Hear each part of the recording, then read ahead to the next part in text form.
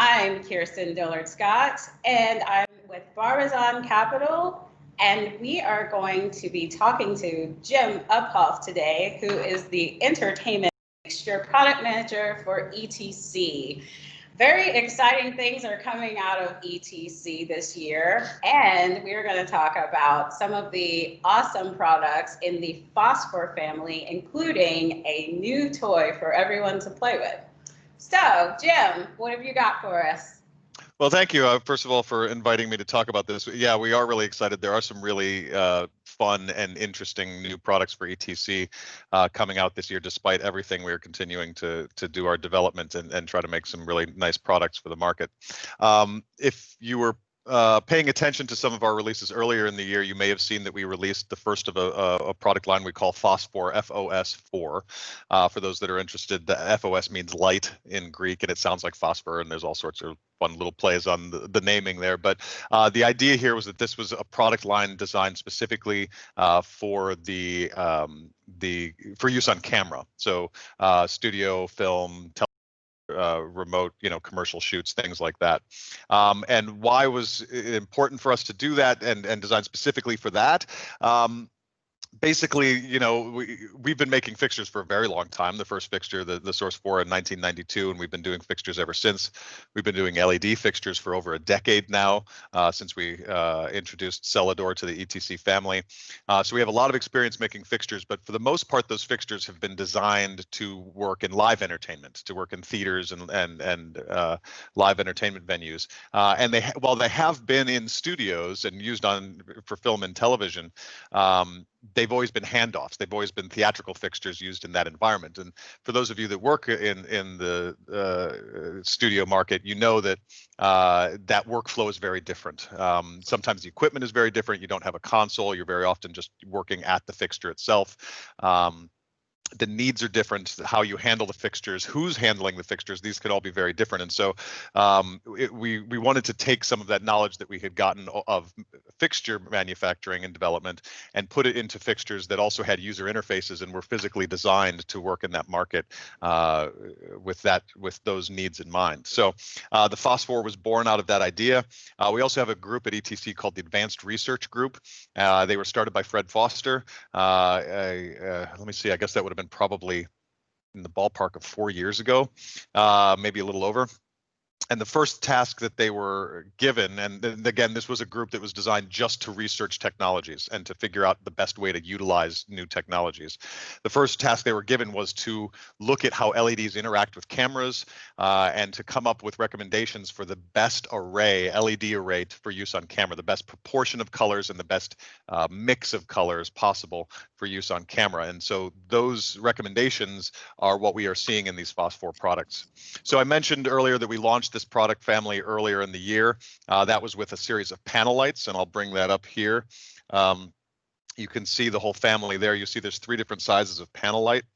And the big thing here for us, the big considerations that we took with this family was to make sure that obviously the experience of Phosphor was intended for the market it was designed for, which was the studio market, that the color quality was the highest available on the market, and that the ability to tune light, whether you're doing colors or white light, was also the highest available.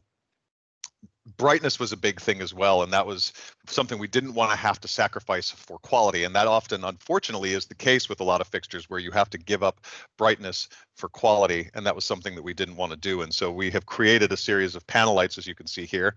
There's 3 different sizes. The Phosphor panel, there's an 8 by 24 inch, a 16 by 24 inch, and a 24 by 24 inch versions of this, both available in 2 different arrays, and we'll talk about those arrays here in just a moment.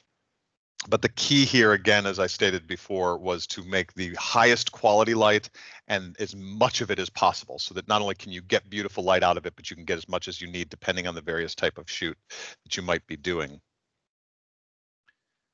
There's just a quick picture of the dimensions. Again, the technologies in all 3 of these fixtures are exactly the same. The arrays are exactly the same. It's just about the size of the aperture and therefore the brightness that you get out of it.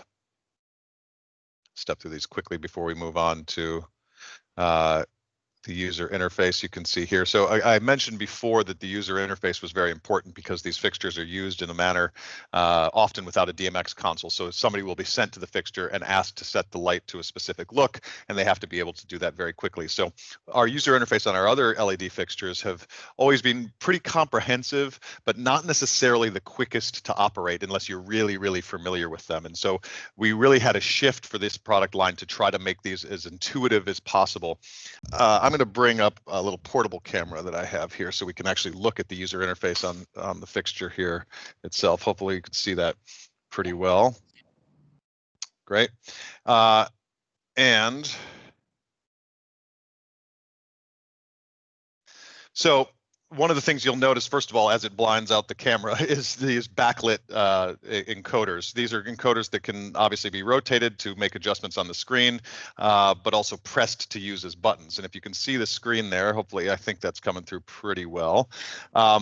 What you'll notice is that the color of the encoder corresponds to the color on the screen, and that was done obviously so that you can have a quick association with the command that the encoder is changing. So for instance, this blue encoder here, as I adjust it, you're adjusting the blue field, which in this screen is the CCT, green is your tint, and red is tune, and we'll talk about what tune here is here in just a moment. But in general, the idea here was that somebody can walk up to this fixture and very quickly understand what it is that they're doing based on that color matching. So this is one mode that we have, which is the studio mode. This gives you intensity, CCT, tint, and tune, as well as some presets to be able to very quickly play back some stored presets just by pressing the button. And you can press and record. So let's say if I make a change to this, I want to make this instead of 3200, 3500, 3550.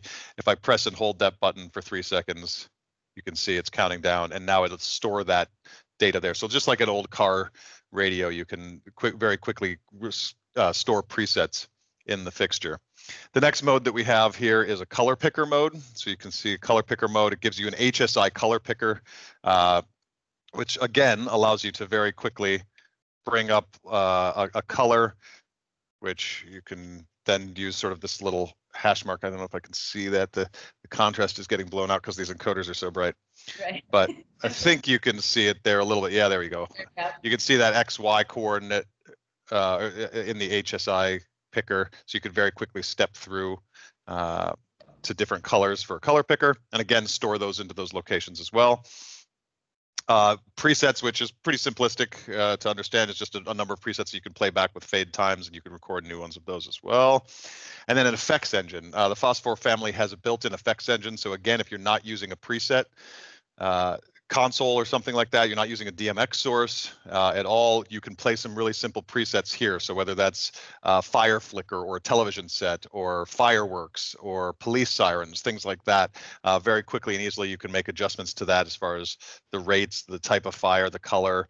You can step through all the different effects here and play those without a console within a matter of seconds. Because even if you do have a DMX console, to be honest, sometimes programming an effect can take 15, 20, 30 minutes, depending on how good your programmer is. You can have an effect running on these fixtures within seconds if you know what you're looking for. And then finally, we have a DMX mode for DMX setup. Now you can see here, and I'm gonna skip some of these PowerPoint slides, but they can be dropped in later if people want to take a look at them. But you'll see here that there's sort of a little Wi-Fi that has to do with what you see, which is, if I can get a little extra cable here, an antenna. So one of the big features that we have added to the Phosphor line is built-in wireless data. So all the Phosphor fixtures have City Theatrical's multiverse protocol. It allows you to really have expansive systems. So up to 10 universes of DMX can be added to the system depending on the transmitter that you have. And another really important part of this technology, and which is why we think this is sort of the wireless DMX of the future, is that it doesn't clog the bandwidth by sending constant streams of data that don't need to be sent. It basically sends only the information that needs to be sent to set the light where it needs to be, which is what allows you to be able to fit that many universes of DMX within the spectrum that it uses. So that is built into every fixture. It is enabled via either the user interface here or a set light app, which I will show you in just a moment. We also have another technology here, which I'm going to spin around so you can see. And right above the zoom mechanism, you might be able to see it says NFC right here, and that stands for near field communication. It is the same technology that's used for Apple Pay, Samsung Pay, Google Pay, all those cell phone payment methods that are contactless payment methods. That chip that lives in everybody's phone, or most people's phone at this point, is what we're using to communicate now between your phone and the fixture. So we have an app that we have developed for use on these products called SetLight. And if I open the SetLight app, and I'm going to go back to my little camera here so that you can see what's going on the screen, hopefully. You can see here that I've opened my SetLight app, and up in the corner here, there's a little icon for NFC. And when I open that, it's giving me an option to set address, pull configuration, or reset configuration. For this instance, I'm going to hit pull configuration. It asks me to set it up against the light. I just tap it there for a second. I'm getting the check mark. And I now have on the screen all the settings that are currently in the fixture. I can now make adjustments to this. I can change my DMX address. Here we'll go to change it from 61 to 51. And now if I say push, again, it asks me to tap it. I tap it. On the screen, you may see here in just a second, it's going to say NFC received at the bottom. And now the address is set to 51 instead of 61. So this is a really quick and easy way to do configuration of your fixtures without having to, in the case of NFC, even power it up, and I'll show you that next. What's really nice about NFC is because it's so low power for the chip that uses the NFC inside this fixture, I've now disconnected the power from it, and I'm going to do the same thing. I'm going to change it back to 61. I'm going to say push, and I'm going to tap, and I'm getting the check marks telling me that we're good. And now you can see there's nothing plugged in. There's no power there. But as soon as I plug power back into this fixture, the first thing it'll say on the screen is NFC received. And now you can see the address is 61. So these are settings. Why is that great? Well, it's great because you don't always have power to your fixture when you need to configure them. Whether you're in a rental shop and you're doing you want to do factory default of the fixtures as they come back in off the road, whether you're on site and you just don't have the generator commissioned yet and you want to go down the line and set up all your fixtures and get them ready for when power does come on, or if the fixture's just out of reach a little bit, you can't get to the user interface, it's above your head, you can set this up on your phone, reach up and tap the back of the fixture, pull it down, see what it is, make the change, put it back up there, that sort of thing. So it's just another way to access the fixture, and it's very quick, very easy, very reliable.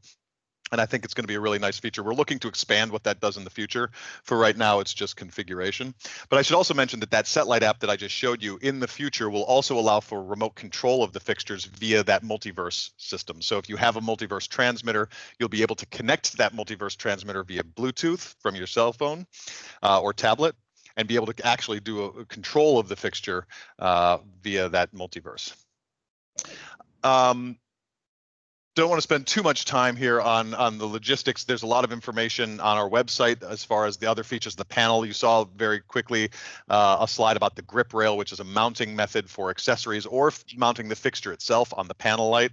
It's a weight-bearing rail that you can get accessories for, including mounting hardware. There's standard accessories that you would expect on the panel as far as different diffusions and chimera, pop banks and grids and louvers, honeycombs, things like that, all that stuff that you would expect. There's pull-op yokes in the works that'll be coming very shortly. And so that launched in the beginning of the year, and at that time we talked about a Fresnel as well. We wanted people to know that it was not a standalone fixture and that the Fresnel would be coming, and that is exactly what has happened. We have the first of the Fresnel fixtures here. This is a 7-inch aperture Fresnel, so it means that it has a 7-inch glass Fresnel optic on the front. It's a beautiful fixture. We've sort of talked in some of our marketing materials about the fact that our goal here was not to make an LED fixture that had a Fresnel optic. It was to make a Fresnel. It was to make a really really good Fresnel, and then use what we knew about LED technologies to give the power of color mixing and tunability and dimming and all of that sort of thing to a good Fresnel. And I think that's what we've achieved here. So you can see here physically, it obviously looks like a Fresnel, like a traditional Fresnel. You can slide the yoke to balance it if you have a lot of heavy accessories on the front. It has a zoom mechanism. Here you can see that allows us to do a 13 to 55 degree zoom. And what's nice about that is there's also the same zoom mechanism on the front. So regardless of where you are on the fixture, if you can get to the front or the back of the fixture, you can do the zoom from either location on that. Other than that, it's, that user interface that we talked about. It has the same technologies as the playing with DC battery. If you camera batteries or things like that to power them. It's a 24 to 36 volt DC input, USB port for all the things you'd use USB for software updates. It also is a powered port though, so if you had an accessory that you needed to plug in that took USB power, you'd be able to do that. And then we also have this nice little feature on all of these fixtures, the panel and the Fresnel, which is a physical lock switch. So there's a little lock switch which locks out the UI, and now if I press anything, it says here fixture UI is locked. So if I've got the settings the way I want them and somebody's refocusing, and you don't have to worry about them bumping these switches, and then when you're done, you just flip the switch, you can make your edits. But like I said, other than that, it's pretty straightforward. Accessory slot on the front for barn doors and other things like that. This is accessible from the bottom or the top with a latch that opens up. You can drop in these accessories. And like I mentioned, we were looking to make a really good Fresnel, and a really good Fresnel, a big part of that is how it barn doors. And I'll show you here really quickly, not only the zoom, but how well it barn doors, because it gets a really beautiful edge to this, which is important. So we're going to start by bringing this up. I'm going to go to our white wall here. You can see that I'm zoomed all the way out, so I'm pretty wide right now, so it's taking up this whole wall. I'm probably in the range of about 20 feet from this wall right now, and I'm sort of just flooding out that whole thing. As I zoom in now, you'll see the edges of the beam start to come in, and I'm getting a nice little spot. I'm all the way spotted now. Getting that nice soft edges that you would expect from a Fresnel. Really quickly before I show you the barn dooring, you'll see this is a luster fixture, which is, we'll talk about what's in the luster, but it is a full color mixing array. So I get my full range of color here, as well as obviously really beautiful, high quality white light, tunable white light. And now, like I said, let me just show you what the barn door can do, because that barn dooring is really the key evaluator of a Fresnel. You can see how nicely that barn doors. So again, a lot of Fresnels, yeah, the autofocus is freaking out a little bit, but here, let me take the brightness down. Maybe that'll help a little bit. Yeah. So, different Fresnels will barn door differently, but in general, what you're looking to do to get with a nice Fresnel barn door is a clean cut edge to that barn door. So a nice clean cut so that you can get it off of things that you don't want that light on, but a soft edge at the same time. This weird mix of a clean line with a soft fall off to that clean line, and that's what you can sort of see on this image. So really controllable, beautiful barn dooring, no color fringing, no stepping of shadows of different colors, because it really acts as if it's a single source of light, which the way we've built the array and the optical system, it kind of is. The last thing I want to show you here is I'm going to actually walk out in front of this fixture to show you what the shadowing is like, because shadowing is a big part of designing for studio, right? So this is my hand now. Actually, here I think I can put a picture on so you can see exactly where I am. Hello. So you can see that I'm like right in front of the fixture, right? My hand is maybe a foot in front of the optic, and on the wall you're seeing a really fuzzy shadow, but no color separation, no fringing of colors, just a nice consistent light, which is really difficult to do when you're this close to a multi-point source fixture. If you're familiar with LED technology in general, that's a pretty tough thing to do. Now, as I get farther away, you can see that shadow is just really clean, really nice. No, again, no color fringing all the way through that range, just a really nice clean cut shadow that is really, really sharp. And that's really makes this fixture usable regardless of where you have to put it on set. And again, this is going to hold true for whatever color you're at. And you can also probably notice here, you can see the front of the optic. There is no color dots on the front of the optic. You're just getting a solid filled up piece of glass on the front of the fixture, which is just beautiful. A nicely homogenized optic on this fixture as well. So we're really happy with how that turned out. Before we have a little conversation here, I do want to bring back up this. I have to, sorry, give me 1 second to get the PowerPoint back up. So I mentioned that there was 2 different arrays available. These are the arrays that we talked about that advanced research group working on. Previously, if you're familiar with the ETC product lines, you probably have heard the term luster and daylight before. In the past, the luster was a 7-color LED system that we brought over with the technology that we acquired when we brought Celador into the ETC family.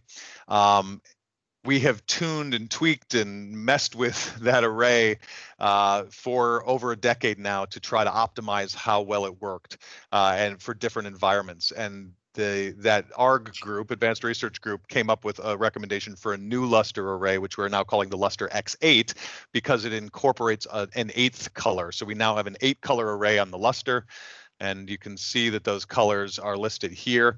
All the way at the end there next to red, you see and this is a new LED color for the industry. Nobody else is using deep red yet.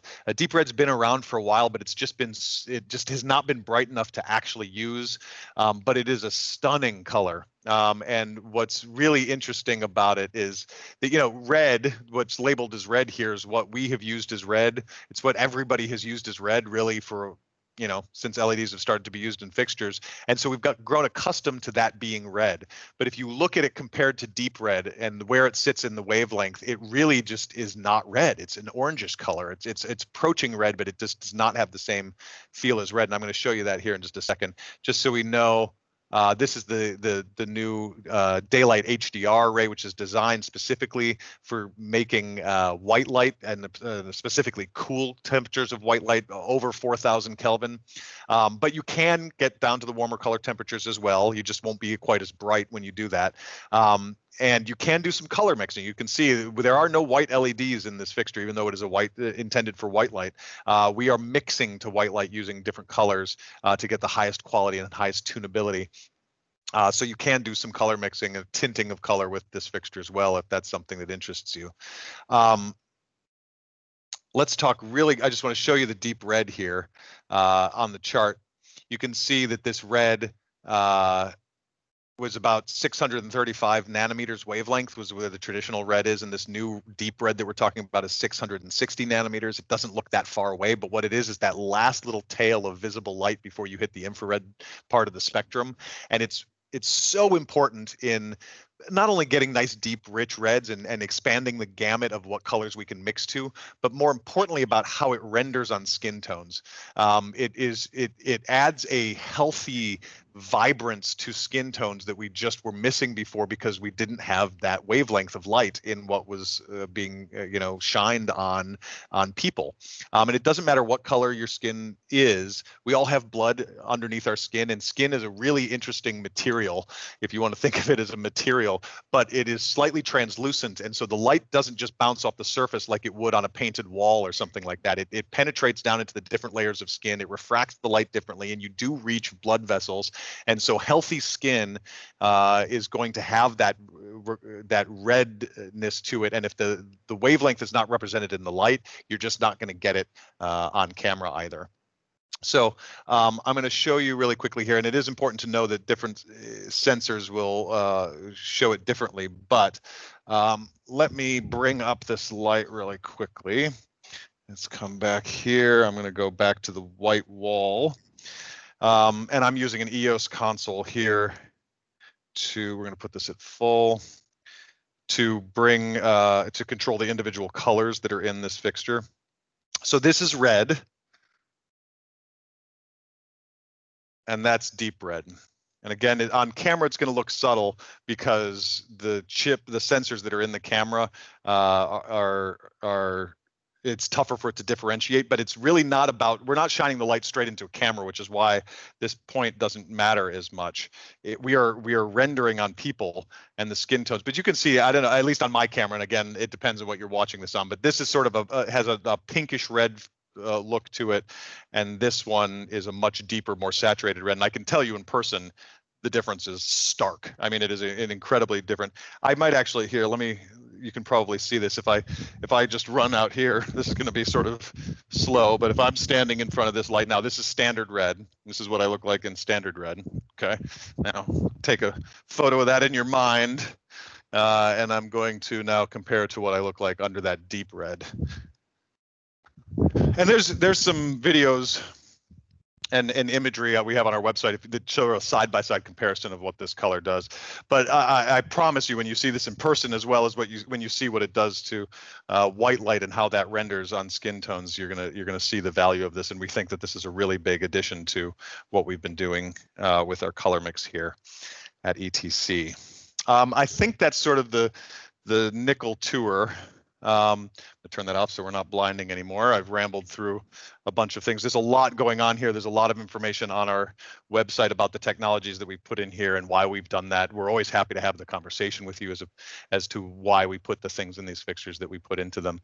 But that's sort of it. So I'm gonna toss this back to a conversation here, and we can talk about these technologies. Okay. So I've had the honor of playing with the Fresnel for a few days.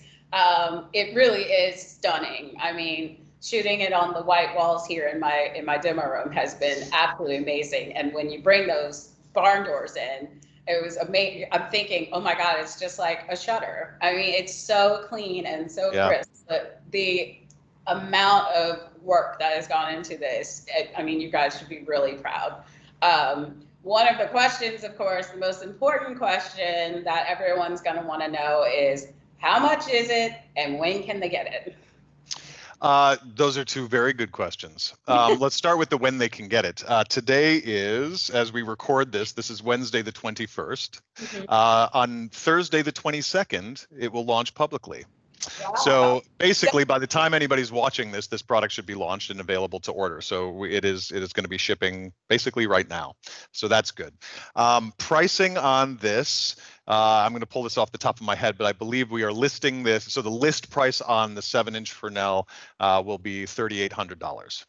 Wow, amazing. US. So it's very competitive with the competition that's out there as far as price goes. I dare say, as far as features and quality of light, we're surpassing anything else that anybody else has out there. Some of the features we have here are sort of industry standards at this point, obviously, but we've also been pushing to try to get some things in here as standard, things like NFC, things like the backlit encoders and the lock switch and stuff like that we're trying to push to make the workflow easier, to make the quality of light better, and to ultimately, at the end of the day, to make the final product, and I'm not talking this product, I'm talking the product that these are being used to make, whether it's a commercial or a film or a television show, to make that product the best product it can be by giving the tools that make the work easier, faster, and better. Nice. So the NFC application, which I also played with, what I thought was really cool. Yeah. Now that is an app that is totally free. It is free. And available on both platforms, so Android and Apple? It is available on iOS right now and Android. Excuse me, I think tomorrow. Excuse me. I'm going to mute myself as I cough. I believe tomorrow is Android. Android's coming very soon. Hey. Yeah, we will have Android support very soon. Awesome. Okay, now the harder questions. So before coming to Barbizon, which was about 4 years ago now, I've been a long time fan of ETC products, and anyone who knows me knows that I'm a huge ETC fan. I remember the first time I touched the Phosphor, and I thought it was the most fabulous thing I'd ever seen. So coming from that background, and now, I also have my Phosphor panel here. I see that. Curiosity, some customers might wonder why ETC is crossing over into the film world when they have been so prominent in the theatrical field. Yeah. So that's a question that I'd like your opinion on. Yeah, that is a good question. It came about from obviously as a company we're always looking to expand into new markets. We were looking to diversify our portfolio of what we were able to offer. Like I mentioned, we've been supplying equipment for the studio industry for decades, whether it's consoles or dimming or lighting fixtures. We've been or rigging. We've been doing things for quite a while now for that market. It's just never been specifically for that market. And taking into the consideration those design elements that are I don't want to say necessary, because for better or for worse, that industry's very adaptive and has brought in things that didn't have the knobs and the interfaces that they prefer and just made them work. But we wanted to change that. So as we were looking for what markets can we grow in, do we have a penchant for the technologies that could help that market? Where is our growth potential? And so we started talking to some people, a lot of people that used Source 4s for years, that were already using Source 4 LED in studios, asking them what they liked about the products that we make, what could be better for that market. And we did some research and market study for a couple of years, actually, before we committed to moving in this direction. And at the end of the day, what it was is that we started to look at the research we had been doing on LEDs, specifically on our arrays and the quality of light that our fixtures put out, and where that could be the most beneficial. Fred Foster, who unfortunately we lost last year, his big thing was that he wanted to create an LED fixture that looked good in person and on camera. And that had been something that had been somewhat elusive for a while, because if you're familiar with those things and that technology and those things, you talk about like an awards show, and very often the lighting designer for award shows are lighting for the camera. They're looking at monitors, and anybody that's in the studio audience is going to see what they see. It isn't necessarily going to be the most appealing light. And that was sometimes a limitation of the fixtures themselves and what they could put out. What he really was interested in doing was coming up with lighting fixtures that could do both well, that you could look beautiful in person because of the high quality of light, but it could also be incredibly tunable to be able to dial into what the camera needs to see to make it beautiful at home as well. And so that's what sort of started that research in the ARG group, and that's ultimately what led to the technologies that are in the Phos4 fixtures here. We just felt we had a penchant for that technology, and it could lend itself very well to this market, and so we wanted to design things specifically for that use. Cool. Speaking, kind of piggybacking off of that. Yeah. So we're talking we're talking a lot about panels and Fresnels and things like that. And this question, I actually had some customers ask me, are film fixtures per se suitable for theatrical settings? So for example, would this Fresnel work well on a stage in a university theater setting or a similar space? Yeah, it's a good question. At the end of the day, anybody that wants to buy our fixture is we'll sell them the fixture. We're not going to ask them where they're using it. They can use it anywhere. And the reverse has been true for a long time, as we were just talking about a moment ago, where the studio industry has been borrowing theatrical fixtures because the beam of light coming out the front was what they needed, so they made it work. And the reverse will be true here, right? There are a lot of features that are in this fixture that we would say are not really theatrical based and are probably have no place in a theater for most theaters. Things like DC battery input, that's not really something that most theaters are going to need unless it's a special that's going on set and you want to do a remote battery pack, something like that. But in general, if we just talk about the basics of the fixture, and maybe in a theatrical environment, you don't have to have encoders, actual knobs and things like that, but they are handy, they are useful, they do make for a really nice user interface experience. But at the end of the day, why does this fixture exist? It exists because of the light that comes out the front, and it is a beautiful Fresnel beam that comes out the front, and that is applicable regardless of where you are and what venue you're in. If you're lighting for camera or you're lighting for live entertainment, as I mentioned, what Fred was really concerned with was making a fixture that looked beautiful in person as well as on camera. So if we are in an environment where we have a live audience, and this is theatrical or live event markets, at the end of the day, what you get out of this fixture is a stunning, bright, beautiful Fresnel beam of light that's very controllable. Same thing with the panel light. The panel light's probably a little less crossover to the theater unless you're just looking to do just big, beautiful, homogenized washes of light, bright light. They can certainly play very well there. But the Fresnel itself, yeah, I mean, Fresnels have a really strong home in the theater as well, and so I do think fixtures and like this, even though they were designed and they may say Phosphor on them, certainly can play really well in a live entertainment venue as well. You mentioned the phrase lighting for camera, which is something that we're hearing a lot lately, mostly due to, people going completely virtual because of the pandemic and things like that. Just speaking as if I were a beginning user and I really fell in love with this Fresnel, and I'm starting to learn, the positions of, the basic positions that we talk about, key, fill, back, things like that. How do I actually incorporate this? If I already have, say, a panel, how do I incorporate this Fresnel into my lighting setup? Well, that's the designer's job, right? The designer is going to, and designers work in all sorts of different methods. There are designers that do nothing but soft lights. They do nothing but panels and they just make that work. There's designers that use a mix of panels and Fresnels. There's designers that some use ellipsoidal, some use source 4 LEDs, and they bounce the light, or they need a very specific shutter cut to get the light coming through this window just right. So it isn't necessarily different than what's done in live entertainment in the theater, right? It's just it's a different medium, and therefore there are different tricks to making things look the way you need them to look. What in general, if I'm going to be very, very general, lighting, and this has been told to me, this is certainly not my opinion, but the biggest thing for lighting for camera is skin tones, making sure they look good and natural. So getting the skin tones just right and controlling shadows. Right. So that's why these big apertured panel lights are really nice, these soft lights, because they're really great at knocking out shadows. Having a soft like a Fresnel, a little more shadowing, a little harsher shadows, but again, placement wise for key lights and things like that, when you want that light right in front, it is softer and still controllable.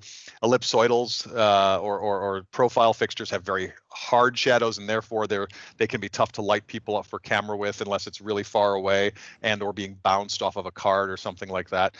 So again, it's just the different tools, so that regardless of how the designer is accustomed to working, whether they're used to using panel lights or Fresnels or ellipsoidals, there's a tool for them to do that. But in general, what you would see, it also has to do with distance and the type of shoot that you're doing. If you're doing a really tight close-up on somebody, you can get those lights right next to the camera, a couple feet away from the talent, and light it in that sort of style, because those fixtures will never be seen. And in that case, you're probably looking for something much softer like a panel light. If you have to pull back farther and you need to throw that light a little farther and control where it goes, now you start to get into the realm of maybe wanting to use a Fresnel for that purpose, because it does have the ability to narrow down and do a brighter spot of light wherever you're pointing it. And then if you have to go back even further from that, from the talent, then now you start to get into maybe you want a framing projector, because again, you have throws, if you have to really throw light from 20, 30, 40, 50 feet away, a soft light like a panel, unless it's up on a crane to mimic sunlight or something, or moonlight or something like that, is probably not going to give you the throw that you want. And therefore, you're going to want something that you can narrow that beam down. So again, it's just about having the different tools for the different setups, because every environment's going to be different. That's why there's a lighting designer on set. You can't time. And so we're just looking to put the hands of those designers so that they have the ability to create the look that they're going after. Great. I have one more question for you. Yeah. So my role here at Barbizon, besides being outside sales, I demo products, so I see a lot of new products. I touch products from various different manufacturers. And one of the things that I was thinking about when I first got my hands on the Fresnel was, I wonder if ETC felt that they were filling a, per se, hole in the market. Do you feel that this Fresnel, in particular, just this Fresnel, actually fills a hole in the market that other products may not have reached yet? I do think that. Now, the proof will be in the pudding, right? We will see. This thing launches tomorrow, as we said, and so when you're watching this, this will have just launched. So we'll see if it's used. What we noticed when we looked at the market was that there had, with the introduction of LEDs into fixtures for this industry, there was a really heavy swing towards panel lights, towards the really soft lights. Some of that has to do with the nature of LEDs and how easily, I say easily, it's not necessarily that easy to do well, but Sure. in general terms, the optical system on a panel light is more simplistic than it is on a Fresnel or a profile fixture. And so it's much easier to put LEDs into a soft panel light like that and make a decent product. And I think just the power of being able to do the tuning and the color mixing and things like that allow for that type of fixture to be just a natural fit for that technology. There are a number of LED Fresnels on the market, but what we were hearing was that they just didn't quite do what they needed to do. They didn't quite capture the essence of Fresnel's while bringing in the technology, the power of the LED technology seamlessly. And so they sort of fell out. It seems like they fell out of favor with a lot of designers as they shifted towards the simpler lighting patterns that you get with a panel light. But I think we may be looking. What we're kind of counting on a renaissance of Fresnel use in the industry, because if we offer the right tool, if we offer a bright, beautiful, powerful Fresnel that happens to have the technologies that LEDs can bring with them, it now becomes a really usable fixture for a lot of different scenarios. And yet we also have the panel light, so it pairs with that beautifully. It has the same technologies, the same beautiful beam of quality of light, even though the beam shape is different. And now you have this pair of fixtures that you can use side by side. And so I do think that we are filling a hole here. I do think that we will find that that this is a well-received fixture. As beautiful as the panel lights are, and as excited as people were to see them, when we started talking to people about the Fresnel, and I mentioned that we did that pretty early on because we wanted people to know that there was a family of products coming and it wasn't just a panel light effort that we were doing and then walking away from it. People seemed really, really excited about a good LED Fresnel unit. And I should mention as well, we talked about this being a 7-inch version. This is the first one we are releasing. There will be a 10-inch aperture, which will look very similar, only it'll have a bigger 10-inch optic on it and a smaller 5-inch aperture. So there'll be a smaller fixture with a 5-inch front. So the 3 different sizes, 5, 7, and 10-inch apertures to round out that family. So 3 panel sizes, 3 Fresnel sizes will make I think a really nice usable package of fixtures that can be used in any sort of venue. Great. Well, I certainly think you guys are onto something. I'm certainly very happy, here in my demo room playing with my panel and Fresnel. But I just wanted to thank you for spending some time with me today. So as we said, this product will release tomorrow, the 22nd. And look forward to chatting with you some other time. Yes, you too. I appreciate the time. I just wanted to let people know that we have a special mini site on our website for these products. So it's studio.etcconnect.com. And if you go there, you can find out all about the different arrays, the technologies that are in here, obviously about the fixtures themselves, all the downloads. We have videos, tutorial videos, things like that. A lot of really nice information there as well. So if you have more questions, feel free to check out that website. And obviously you can contact us anytime. We're happy to talk to you about these products. Absolutely. And they can also contact me at Barbizon. Of course. Other product information about ETC family products. Great. Thank you so much, Jim, for It's good to talk with you.